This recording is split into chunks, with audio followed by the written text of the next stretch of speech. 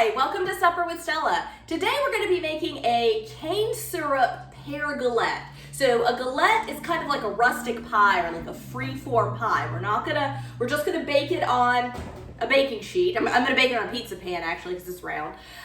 So just baking it on a pizza pan, we're gonna make a quick, simple little pie crust.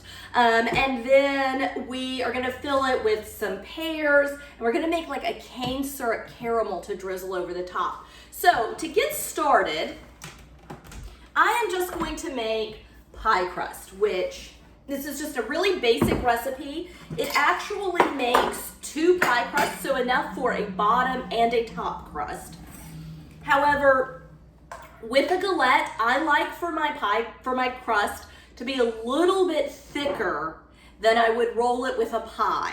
And that is because we're gonna fold it over and crimp the edges up over itself. It's very easy in that process to kind of spring a leak. So I would rather have a little extra dough so that I could get more filling in it than not quite enough.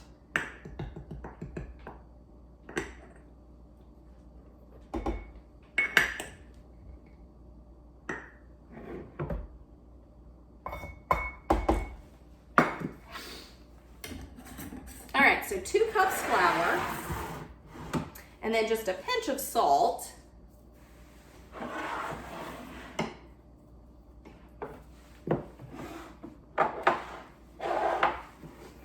And then, well, hang on, I want to just give these a quick little pulse.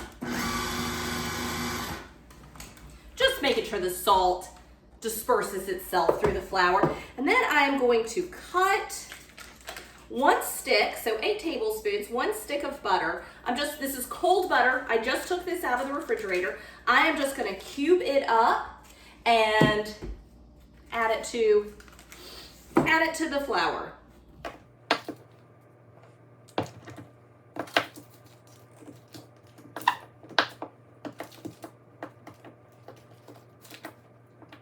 Okay, so I'm gonna start running this, and then just cube by cube, I'm gonna add the butter into the food processor. So I'm just gonna put this on low.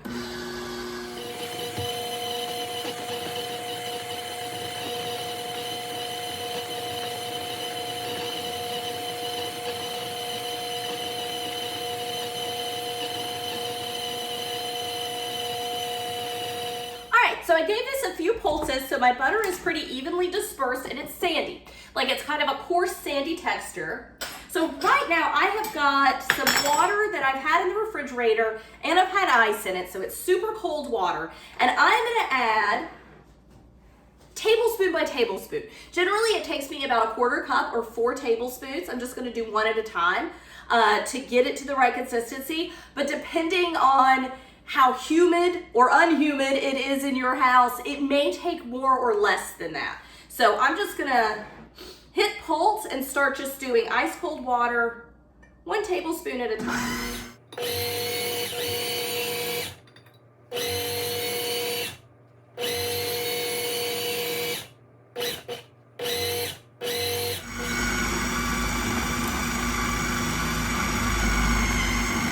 And so when it starts to pull away from the bowl and pull away from the blade, that's when you kind of know that it's done enough. I had to use a little more water than I usually do. It's probably just drier in my house than what I normally make it. Okay, so it's pulling away. I don't want to overdo it.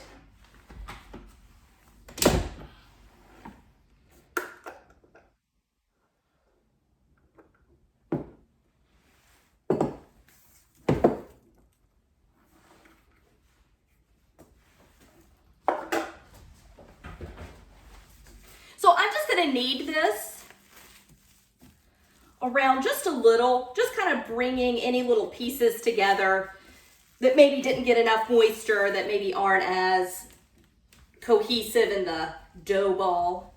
And remember, if you're making pies with this, because all it is a pie dough recipe, just super, super, super simple pie dough recipe. But if you were making pies, you would want to form this into 2 discs and refrigerate it. There we go. I think we're good. We're not making a pie though, so we are just going to use just this one piece of dough.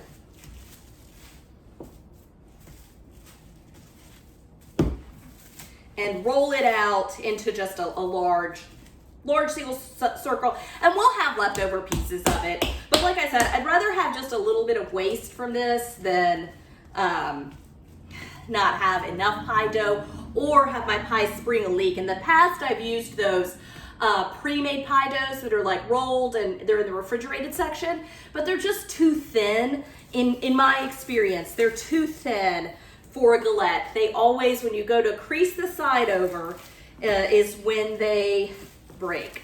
So we're gonna refrigerate this. 30 minutes is kind of optimal before you start rolling it out. All right, so the next thing I wanna do is go ahead and get my pears sliced, because once we make the caramel sauce, things start going pretty quickly then. So what I'm gonna do, I'm just gonna slice these in half, and then just set them cut side down. This will just help a little with browning.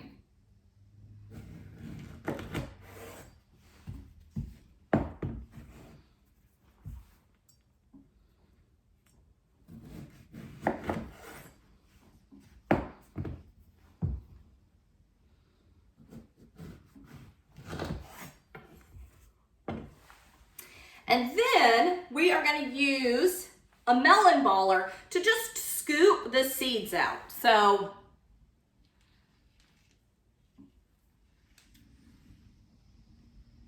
that's it. So I'm just going to go through, I'm going to get all my seed, you know, there's like 2 or 3 seeds in there, you know, just like the inside of an apple. A little easier to get out though, but I'm going to go through and get all these scooped out. I'll meet you back here.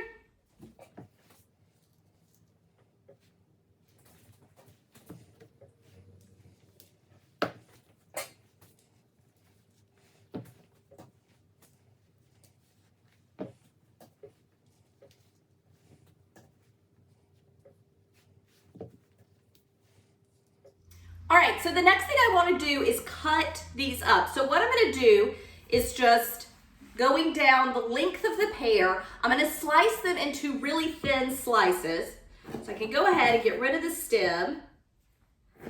And I want to keep them in their little pear shape. The more that we keep them together, the less brown they're going to get. And of course, they're going to go into the oven, which I need to turn on. They'll go into the oven, and that, of course, will mitigate some of the browning. It won't mitigate it, it'll cover it up, but, you know, I would rather keep them as nice and neat and pretty as I can. So I am just going to get my oven turned on and then just finish going through and getting all of these. You do want to slice them as pretty thin, maybe eighth of an inch. And I'll meet you back here when I'm done with that.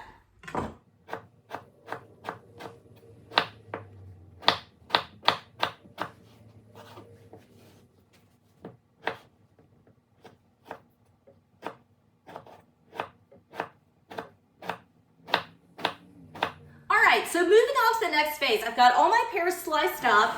I am now going to make the caramel sauce. So I've got a pan larger than, or pot larger than what I need over medium heat. When we add cream to this, it's going to bubble up. So you want a pot larger than what you think you're going to need.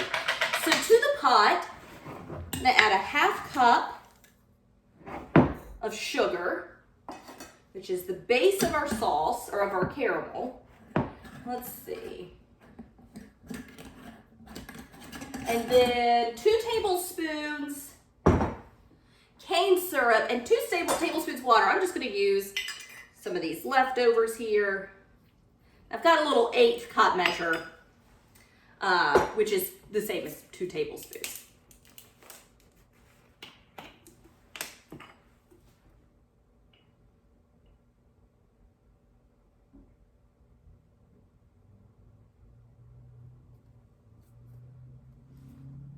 So once this gets to the color I want it to, I will immediately take it off of the heat, put it on my mat, and then I want to get everything else into it pretty quickly. So what I'm going to do is just go ahead and make a little mixture of the remaining ingredients that will go into this caramel. And the remaining ingredients are salt, cinnamon, vanilla, cream, and butter. So I'm just gonna go ahead and get all those added into this little bowl.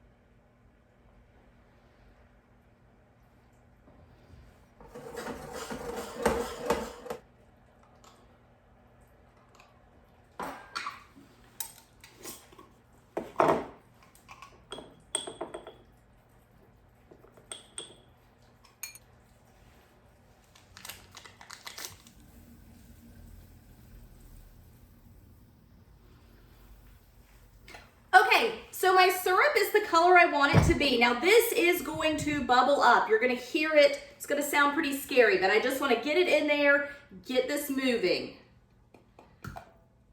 Oh, it didn't. That's weird. Oh, probably because I took it off the heat. I know I made this last year for Thanksgiving, and when I added all these ingredients, it started bubbling like crazy and it freaked me out. So, but I guess removing it from the heat helps with that. And so what I'm doing now is I am just stirring it to incorporate everything in and help get this butter melted down. Oh, it smells so good. You can smell the cinnamon and the vanilla and the cane syrup. So that butter is almost melted.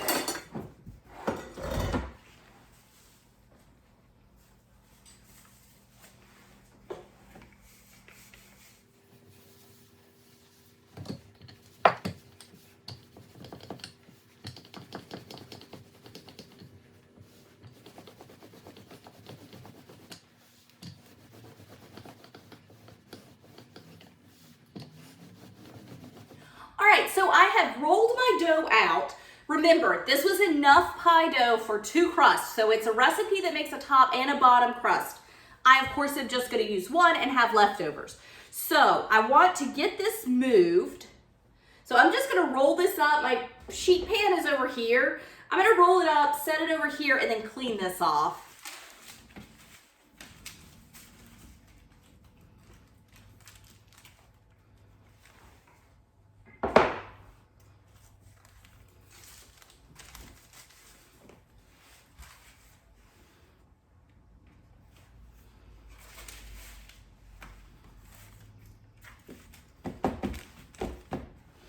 Okay, so I've got it on my pizza pan. What I'm gonna do is I'm just gonna use a plate, and I'm gonna put, this is just a standard size dinner plate, I'm gonna set it right in the center, and then using a butter knife so that there's no actual sharp edge, I am just gonna lightly circle around. I'm not trying to cut through my dough, I'm just making a small little indentation because I cannot eyeball a circle to save my life, so it would just be a mess if I tried to eyeball getting these pears on in a circle. Just wouldn't happen. Okay, so now take your pears, and so they're in this fan shape, right? So you're just gonna press. Yeah, press them and kind of fan them out some. There we go.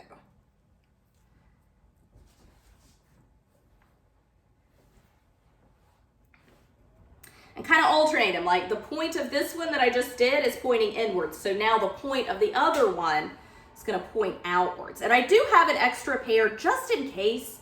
I don't think that I'll need it. I got 4 pears is what I'm using.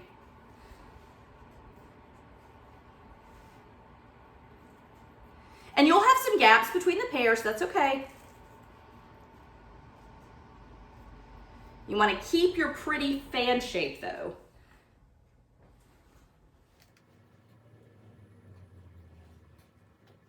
Okay, I got 3 pears down. I don't think I'm going to be able to do an entire pear in this corner, but I will just do some, and then I'll put my smaller pieces in the center. And then I am just gonna fill these gaps in a little with just like a few slices. I mean, the pear's already cut. I wouldn't cut a new pear to do this, but I'm just using up the last of that 4th pear. And my oven is on 450. So this is gonna cook at a fairly high temperature for 25 to 30 minutes. Okay, so next thing I wanna do is sprinkle this with pecans. I've just got a 1/3 cup of chopped pecans. Walnuts would be good too. Hazelnuts would be good also. And just kind of evenly sprinkle it over. And then I have 1/2 cup of lingonberries. I was in the grocery store, and in the frozen section they had frozen lingonberries, which is not something that I am used to seeing at all, ever. But I thought that's pretty cool. So I got some. They're very similar to a cranberry. They're a tart, little tiny red berry. I think you can get frozen ones at IKEA. I know IKEA has like a lingonberry jelly or jam or something, but I believe you can get frozen ones there too. Don't go to IKEA just to get lingonberries. Use cranberries. I would just probably chop them in half and place them around instead of the lingonberries. But I was like, those are cool. I'm gonna get them. So just, it's a 1/2 cup. Just kind of evenly sprinkle it as evenly as you can.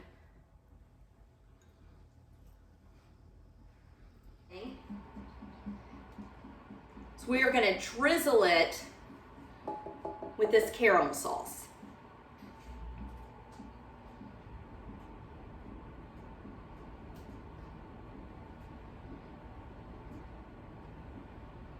So you can see how if you busted a hole in this pie crust on the corner, it would be kind of a disaster because the whole pie is just gonna leak out, the whole galette.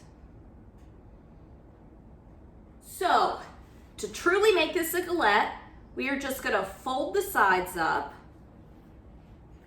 And I think that I have enough overhang that I can cut some off. So I am just gonna go through with my knife and just, this does not need to be neat and even.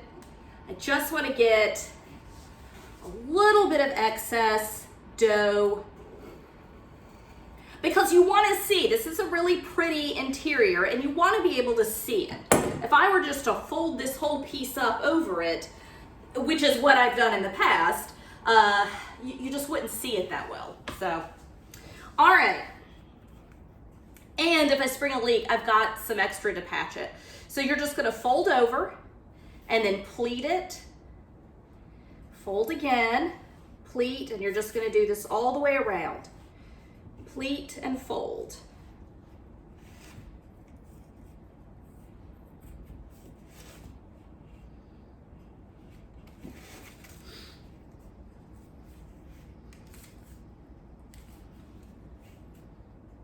Okay, so I am going to kind of press my pleats together a little bit.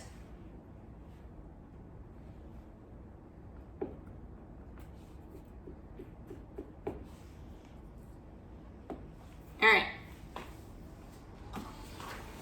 Then I am just going to brush this with a beaten egg.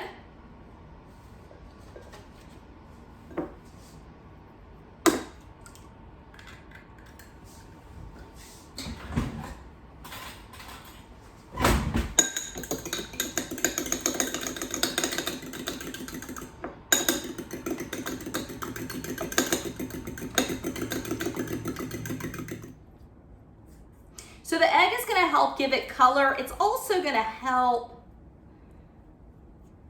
these little creases stick together some. It's kind of a glue.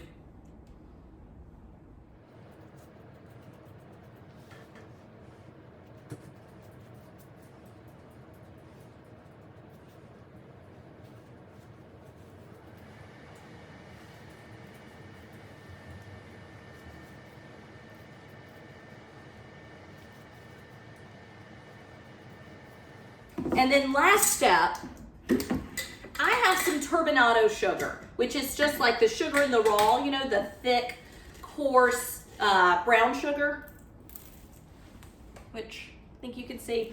I'm just gonna sprinkle this around the outside. You could use regular sugar if you wanted. I wouldn't use, like you could use cane sugar. When I say brown sugar, I mean brown in color, not like the item that I often cook with, brown sugar, which has molasses in it and would melt. I mean, this is gonna melt, but I don't know, sprinkling of actual brown sugar might look a little different. So I would just use regular sugar if you didn't have any turbinado.